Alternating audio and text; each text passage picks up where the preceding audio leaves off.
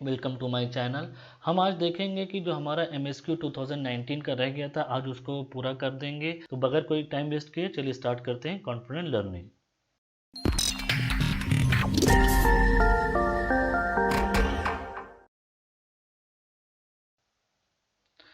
इसमें जो पहला क्वेश्चन है वो क्या कह रहा है ये समझिए यहाँ पे।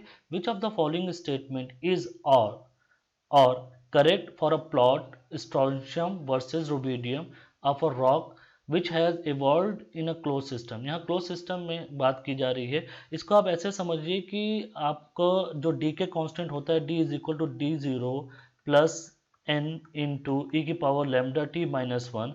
उसी में आपका जो पेरेंट रॉक होता है यहाँ पे क्या होता है, यहाँ पे हमारा D क्या है, D is present number of daughters elements और D0 आपका क्या है, number of daughter present initially.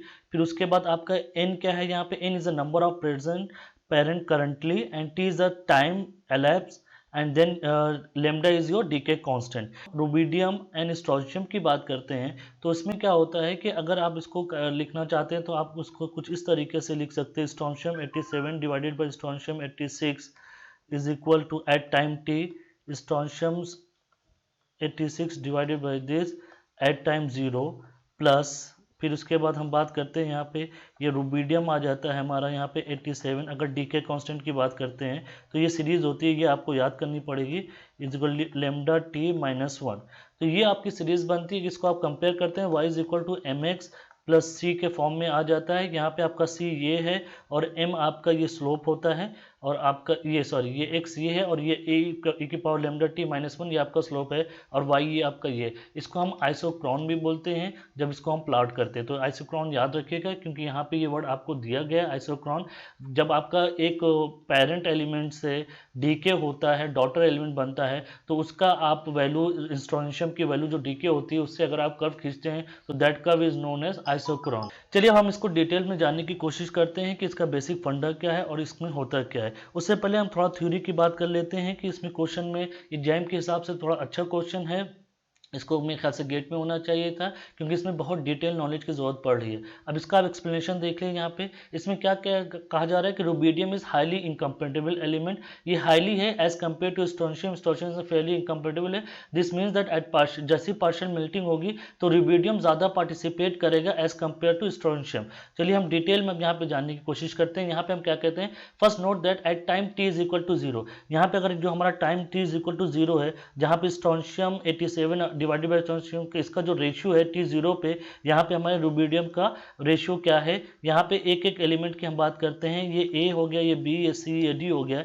इसमें अगर बात करते हैं तो इसमें क्या होता है, वे strontium were isotopically homogeneous strontium this was the same in every minerals। इसमें क्या होता है, जब होमोजीनियस है स्टार्टिंग में एक्टिंग में जीरो, ये जो होगा सभी मिनरल में सेम होगा, such as at the time of the crystallization of the igneous rock. In nature however each minerals in the rock is likely to have different amount of strontium।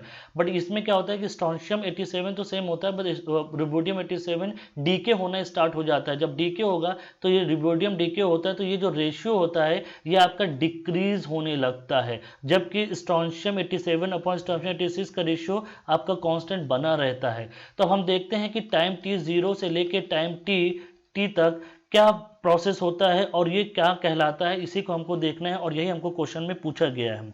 चलिए आगे देखते हैं। इसमें क्या है, इसमें एक चीज़ और समझ लीजिए, ये जो आपका एरो है, the arrow with negative slopes, ये आपका जो एरो है ये नेगेटिव स्लोप क्यों है समझ लीजिए। आपका ये आपका जो अगर आपका इससे एंगल जो बनाता है ये वाला एंटी क्लॉकवाइज डायरेक्शन में तो वो आपका पॉजिटिव स्लोप होता है, जबकि ये आपका क्लॉकवाइज डायरेक्शन में आपको वैल्यू लेनी पड़ रही है तो ये आपका क्या है, ये नेगेटिव स्लोप है। चलिए अभी हम यहाँ पे देखते हैं। यहाँ पे हमने तीन रॉक लिए, rock A, rock B, rock C. इसमें क्या है, at time t is equal to zero initially rubidium is to strontium, ये रुबिडियम स्ट्रोंशियम का जो रेशियो है is different for all the sample as different minerals takes in element in differing ratio. But जो आपका strontium इसका जो ratio होगा ये आइडेंटिकल होगा क्योंकि केमिकल बिहेवियर सेम है यहाँ पे आपके रॉक के। अब देखिए क्या होता है कि जैसे ही आपका time t is equal to one होता है, जब पासेज ऑफ टाइम होता है t is equal to one यहाँ की बात करते हैं, तो इसमें क्या होता है कि रुबिडियम डीके करता है by emission of beta beta emission से रुबिडियम आपका डीके होता है। जब रुबिडियम डीके होगा तो रुबिडियम की जो क्वांटिटी होगी वो डिक्रीज करेगी। जब रुबिडियम क्वांटिटी डिक्रीज करेगी तो रुबिडियम अपॉन स्ट्रोंशियम का जो रेशियो होगा ये भी डिक्रीज करेगा। तो इसमें क्या होगा, जो रॉक ए होगा वो आपका यहाँ पे A1 बनाएगा, ये बी B1 बनाएगा, सी C1 बनाएगा। तो ये जो लाइन आप देख रहे हैं ये वाला, इसको हम क्या बोल रहे हैं, जो वैल्यू से दिखा रहे हैं, that is known as your evolution of different rock sample. Evolve कर रहा है, एवोल्यूट मतलब यहाँ पे एवोल्यूशन हो रहा है, बन रहा है। रॉक ए आपका A1 बन रहा है, रॉक बी आपका B1 बन रहा है, रॉक सी आपका C1 बन रहा है। तो इसमें आप देख सकते हैं जब ये A से A1 बन रहा है तो ये जो स्लोप है ये आपका निगेटिव है, जैसे कि हमने पहले बताया ये निगेटिव हो गया। अगर आप ये इवॉल्विंग कर्व के पॉइंट को बेस्ट फिट करते हैं तो ये आपका जो है ये टाइम t1 पे ये स्ट्रोंशियम के t0 पे ही काटेगा। इसका मतलब क्या है, ये जो वैल्यू है ये हमेशा कांस्टेंट रहेगी आपकी, यहाँ पे कांस्टेंट कर रहा है, जैसे यहाँ पे लिखा हुआ है they also fall on a straight line that has the same initial ratio at time is equal to t0। t0 पे जो था आपका स्ट्रोंशियम अपॉन 86 और 87 का जो रेशियो था वह t1 पे भी था। ये आपकी ये इस लाइन की बात कर रहे हैं। चलिए अगर हम t2 की बात करें तो फिर से डीके होगा। Similarly after time t2 the rubidium 87 in the three rocks will again have decay to 87 strontium, but a straight line passing through the points will give the same initial condition. जैसे यहाँ पे फिर A1 से A2 गया, ये भी फिर negative होगा क्योंकि रुबिडियम फिर से डिक्रीज होगा।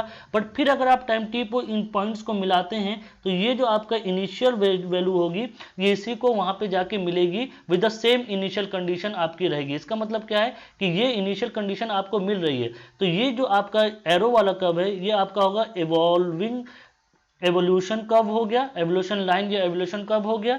तो चलिए अब हम यहाँ पे देखते हैं कि हमको जो जो क्वेश्चन दिए गए उसके बारे में पढ़ते हैं। अब ये क्वेश्चन के हिसाब से अगर इस कर्व की बात करें तो क्या है, the slope of the line of evolution. यहाँ पे देखिए एवोल्यूशन मतलब हमने आपको ये बताया ये वाली जो लाइन है जो इवॉल्व कर रही है रॉक को एक कंपोजिशन से दूसरे कंपोजिशन से, जबकि रुबिडियम का डीके हो रहा है तो उसकी बात की जा रही है। The slope of the line evolution for the mineral in the rock are all equal and opposite. Positive, देखिए यहाँ पे पॉजिटिव लिखा हुआ बट यहाँ पे आप स्लोप देख रहे हैं कि ये पॉजिटिव ना हो के निगेटिव है, तो ये ऑप्शन नहीं है हमारा। The slope of the line evolution for all the minerals in the rock are all equal and negative, तो एक ऑप्शन ये हो गया, यहाँ से हमको ये पता चल गया। The slope of the isocon, हमने आपको बताया था कि ये जो पॉइंट्स को हम मिला रहे हैं ये आपका आइसोकॉन कहलाता है। तो ये आइसोकॉन के बारे में क्या बोला, is identical in direction to the slope of the line of evolution. यहाँ पे क्या है, आइडेंटिकल टू डायरेक्शन मतलब same direction with slope of evolution, मतलब स्लोप ऑफ एवोल्यूशन की डायरेक्शन क्या है, इसकी डायरेक्शन निगेटिव है। बट आप यहाँ पे देख रहे हैं कि ये आपका जो इसका जो स्लोप बना रहा है that is positive not negative, तो ये ऑप्शन नहीं हो गया। फिर देखिए क्या, the slope of the isochron is opposite in the direction to the slope of the line. यहाँ पे देखिए अपोजिट टू द डायरेक्शन मतलब पॉजिटिव, और ये हमारा पॉजिटिव है, इसका मतलब ये हमारा आंसर हो गया। तो चलिए आंसर भी देख लेते हैं, तो हमारे ऑप्शन क्या हो गए, बी और डी। तो ये थोड़ा सा टिपिकल क्वेश्चन था इसका, ये जैम में क्वेश्चन पूछा गया है, थोड़ा सा टफ क्वेश्चन लगा मुझको ये एमएसक्यू के टाइप से, बट फिर भी अगर आपको थोड़ा सा कॉन्सेप्ट क्लियर है रेडियो एक्टिविटी का और आइसोकॉन का तो आप इसको आप कर सकते हैं। चलिए moving to the next question. Next question हमारा क्या कहता है, ये ग्राउंड वाटर हाइड्रोलॉजी से रिलेटेड है। चलिए इसकी भी थ्योरी को हम धीरे धीरे कर लेते हैं कि क्या कह रहा है। Which of the following statement is are correct with reference to the sub surface water की बात कर रहे हैं। The first water table occur below the water table. चलिए एक एक करके देखते हैं। यहाँ पे कुछ डायग्राम बना, यहाँ पे हमने पर्च एक्वीफर लिखा हुआ, वही वाटर टेबल है। ये पर्च आपका वाटर टेबल, यहाँ पे आपका वाटर टेबल इसका आ गया। चलिए अब एक एक करके एक्सप्लेनेशन देते हैं। A perch aquifer is an aquifer. Perch aquifer क्या है समझ लीजिए। A perch aquifer is an aquifer that occur above the regional water table in the vadose zone. ये above the regional water table, जो आपका regional water table होता है उसके ऊपर आता है। तो the perch water table occur below the water table, no it is wrong. उसके बाद क्या है, vadose water occur in the zone of aeration. Vadose zone क्या होता है, vadose zone is the under saturated portion of the surface that lies above the ground water table.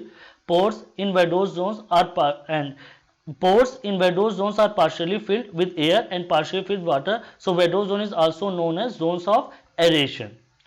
Okay, so this answer is your correct. Now one significant groundwater, so for significant groundwater underflow the medium must be highly permeable. इसका क्या मतलब है समझ लीजिए। for significant groundwater flow in aquifer, यहाँ पे aquifer की बात करेंगे। एक्वीफर फॉर्म, एक्वीफर क्या होता है अभी ये समझिए। एक्वीफर क्या होता है? Aquifer are form by porous and permeable rock. जो आपकी रॉक पोरस और परमेबल होती है, पोरस एंड परमेबल, तो इससे जो फॉर्म होता है वो एक्वीफर होता है। उसके बाद हमारे 3 वर्ड और होते हैं जिसको हम एक्वीक्लूड बोलते हैं। फिर हमारा एक होता है एक्वीटार्ड होता है, फिर आपका एक्वी फ्यूज होता है। Are not permeable and hence can not transmit significant amount of water. ये आपके परमेबल नहीं होते तो ये वाटर को नहीं करते हैं। लास्ट वन क्या है? Intersection of the water table with the land surface can result in the formation of spring. ये सब जानते हैं, बचपन से देखा जाए। Spring is the water resource form with the ground water surface intersect the local water table. तो हमारे ऑप्शन क्या क्या हो गए ये हमने पहले ही बताया। सारे के सारे आंसर आपके हो गए। सिर्फ पहला वाला आंसर आपका सही नहीं है, बी सी एंड डी आपका ऑप्शन है। इसमें थोड़ा सा थ्योरी की पार्ट होती है, तो इसके लिए हम प्रेफर करेंगे आप कोई भी अगर अप्लाइड जियोलॉजी की बुक ले लेते हैं तो उससे इस तरह के क्वेश्चन जैम में आपको आसानी से सॉल्व करने में सहूलियत होगी। चलिए moving to the next question. Next question हमारा क्या कह रहा है, देखिए, which of the following geomorphical feature indicate the presence of fault. यहाँ फॉल्ट प्रेजेंट की बात करें, इसका ऑप्शन ए और बी है। वो कैसे है ये समझ लीजिए। देखिए, आपका जो ट्रायंगुलर फ्रैकेट्स होते हैं ये बेसिकली एक्टिव फॉल्ट की निशानी होती है। एक्टिव फॉल्ट में भी होता है, और इन जनरल जो आपका ये ट्रायंगुलर शेप जो होता है generally it is related to your active fault. Topography, अगर किसी ने कोई भी अगर आपका गुजरात या उस जोन पे गया होगा तो भुज अर्थक्वेक के बाद वहाँ पे ऐसे बहुत से फीचर्स देखे गए हैं। फिर उसके बाद देखिए सडन टोपोग्राफिकल जंप जो होता है इट इज़ बेसिकली, देखिए यहाँ पे क्या है, ये सडन टोपोग्राफिकल जंप की बात कर रहे हैं। It is related to your fault scarp. ये भी आपका फॉल्ट से ही रिलेटेड है, और अगर आपको अभी देखना हो तो ये एक्टिव फॉल्ट में आपको बहुत आसानी से फॉल्ट स्कोप दिख जाएगा। तो this two are related to your presence of the fault. Oxbow lake आपको पता है कि ये रिवर मॉर्फोलॉजी है, और पॉइंट बार भी आपकी रिवर के फॉर्मेशन से होता है। इसका कोई भी रोल नहीं है आपके फॉल्ट से। तो यहाँ पे आप देख रहे कुछ हमने बनाने की कोशिश की। ये आपके रिवर मॉर्फोलॉजी से रिलेटेड पॉइंट बार है और ऑक्सबो लेक है, और ये फॉल्ट स्कार्प जो आपका है यहाँ पे, जो कि यहाँ पे बोला गया सडन टोपोग्राफिक जंप, ये आपका फॉल्ट स्कार्प से रिलेटेड है। चलिए moving to the next question. Next question related to your palaeontology. इसमें देखते हैं कि ये क्या है। ये क्वेश्चन क्या क्या है, which of the following gastropod has a siphonal canal. अब आप समझिए कि स्फोनल कैनाल किसमें होता है। स्फोनल कैनाल आपका जो एक गैस्ट्रोपॉड होता है जिसको हम कहते हैं स्फोनोस्टोमेटस गैस्ट्रोपॉड।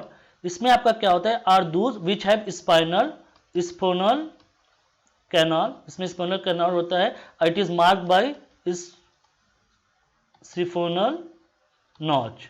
अब आप ये समझ लीजिए कि ये सारे के सारे ये जो आपको एग्जाम्पल दिए गए हैं, ये गैस्ट्रोपॉड ये दिए गए हैं, ये सारे के सारे it is related to your extent siphonostomatous. ये सारे के सारे आपके स्फोनोस्टोमेटस है। इसका मतलब ये सारे के सारे गैस्ट्रोपॉड है। इसका मतलब इन सारों में आपका स्फोनल कैनाल पाया जाता है। तो सारा आंसर आपका क्या होगा, all are above is your answer, A B C and D. Very simple था। इसमें देखिए, इसको सिंपल हम इसलिए कह रहे हैं कि आपको थोड़ा थोड़ा एक्सप्लेनेशन तो आपको थ्योरी पढ़नी ही पड़ेगी, सब कुछ ट्रिक से नहीं होगा। जो एमएसक्यू टाइप के जितने भी क्वेश्चन है जैम में, उसके लिए आपकी थोड़ी सी थ्योरी क्लियर होनी चाहिए।